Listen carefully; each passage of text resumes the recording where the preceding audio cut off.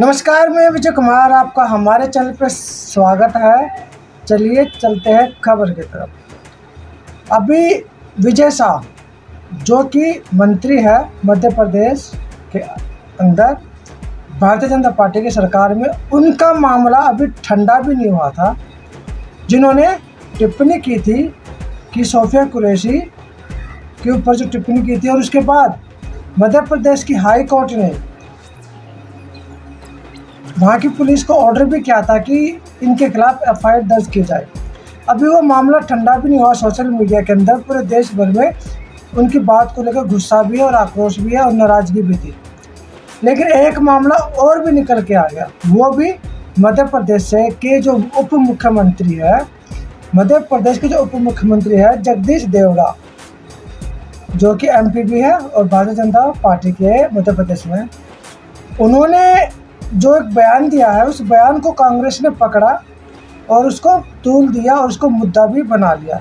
लेकिन जो इन्होंने बयान दिया वो दिया भी गलत है। उन्होंने क्या कहा है? उन्होंने कहा कि देश की सेना, जो हमारा भारत है, भारत की देश की सेना और पूरे भारत के लोग प्रधानमंत्री नरेंद्र मोदी के चरणों में नतमस्तक है। मतलब कहने का यह हुआ कि भारत की जो सेना प्रधानमंत्री के चरणों में बैठी है, नतमस्तक है। उसका कहने का तात्पर्य यह बनता है। तो आप इस वीडियो को देखिए। जिन माताओं के सिंदूर को मिटाने का काम जिन लोगों ने किया, जिन आतंकवादियों ने किया, और जिन आतंकवादियों को जिनने पाला, जो पाल रहे हैं, उनको नेस्त नाबूद नहीं कर देंगे तब तक चैन की सांस नहीं लेंगे। और यशस्वी प्रधानमंत्री जी को हम धन्यवाद देना चाहेंगे। और पूरा देश की वो सेना, वो सैनिक उनके चरणों में नतमस्तक है। उनके चरणों में पूरा देश नतमस्तक है। उन्होंने जो जवाब दिया है उसकी जितनी सराहना की जाए, जितना कहा जाए, एक बार उनके लिए जोरदार ताली बजा करके चाहे। आपने देखा उनकी वीडियो को, जो जगदीश देवड़ा जिन्होंने ये कहा कि भारत की सेना प्रधानमंत्री मोदी के चरणों में नतमस्तक है। अब आप इस वीडियो को देखिए किस तरह से सुप्रिया सिन्हा ने उसकी बात को पकड़ा और ऐलान कर दिया कि अगर उप मुख्यमंत्री पद से इन्होंने इस्तीफा नहीं दिया तो कांग्रेस पार्टी एक बड़ा आंदोलन करेगी। तो अब आप सुप्रिया सिन्हा को सुनिए। भारत की पूरी सेना और भारत के सैनिक प्रधानमंत्री मोदी के चरणों में नतमस्तक हैं, ये कहना है बीजेपी के मध्य प्रदेश के उप मुख्यमंत्री जगदीश देवड़ा का। और उसके बाद तो आपने सुना ही, जो बीजेपी के दूसरे शिरोमणि हैं, मध्य प्रदेश के ही मंत्री विजय शाह, उनकी घिनौनी बात कर्नल सोफिया कुरैशी को सुनकर पूरा देश आज भी स्तब्ध है। और उसके बारे में हाईकोर्ट ने क्या कहा है उसको साझा कर देती हूं।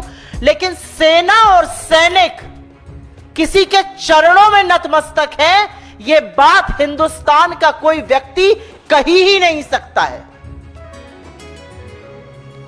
जिस सेना के शौर्य और पराक्रम के आगे पूरा देश नतमस्तक है, जो सेना हमारी सरहद से लेकर हमारी भूभागीय अखंडता, हम सबकी सुरक्षा सुनिश्चित करती है, जो जब जब देश पर संकट आता है, इस बार भी जब पहलगाम का आतंकी हमला हुआ तो दुश्मन को नाकों चने चबवाने का काम जो सेना करती है, जिसने पाकिस्तान में घुसकर आतंकी कैंप निस्तो नाबूद किए, जिसने पाकिस्तान की रूह कपा दी, उस सेना के लिए कहना कि वो सेना किसी के चरणों में नतमस्तक है, ये पाप है। और ये पाप बीजेपी के लोग, बीजेपी के उप मुख्यमंत्री, उनके वरिष्ठ नेता लगातार कर रहे हैं।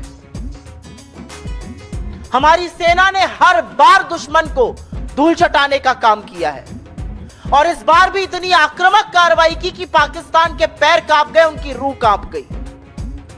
एक ऐसी सेना जिसके लिए इस देश के हर व्यक्ति के मन में सम्मान है, आदर है, और पूरा राष्ट्र कृतज्ञ है कि हम शांति से, हम सुरक्षा से, हम आराम से इसलिए रह पाते हैं क्योंकि हमारे जाबाज सैनिक इस देश की सुरक्षा करते हैं, और वो इस देश की सुरक्षा तपते हुए रेगिस्तान से लेकर हाड़ कांपती हुई ठंड वाले सियाचिन के ग्लेशियर में खड़े होकर करते हैं। और तब हमारा लोकतंत्र, तब हमारी भूभागीय अखंडता, तब हमारा देश सुरक्षित रह सकता है।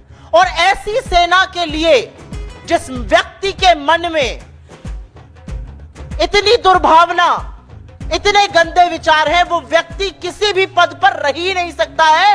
एक लोकतंत्र में उप मुख्यमंत्री रहना तो विचार के बाहर की बात है। और इस बार माफी मांगने से, इस बार खेद व्यक्त करने से काम नहीं चलेगा। इस बार ऐसे व्यक्ति को बर्खास्त करना पड़ेगा। इस बार बीजेपी मूक दर्शक नहीं बनी रहेगी। इस बार प्रधानमंत्री छुपे नहीं रहेंगे। और अगर आप ऐसे व्यक्ति को बर्खास्त नहीं करते हैं, अगर जगदीश देवड़ा की अभी कुछ घंटों में बर्खास्तगी नहीं होती है, तो यह माना जाएगा कि सेना को अपने चरणों में नतमस्तक करने की बात नरेंद्र मोदी कह रहे हैं। उनकी मौन स्वीकृति है, उनका संरक्षण है, वरना यह बात कहने की हिमाकत और हिम्मत कोई कर ही नहीं सकता है।